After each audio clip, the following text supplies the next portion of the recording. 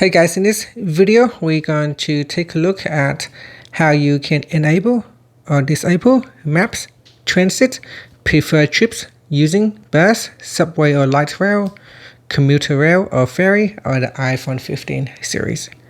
First, let's go back to the home screen by swiping up at the bottom of the screen. Then from the home screen, tap on settings. Next, in the settings page, we then scroll down and tap on maps.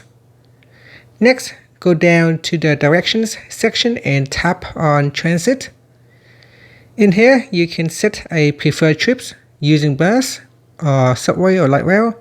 Now tap on the option to select or deselect that particular method. So if you do not want to use ferry, you can deselect it.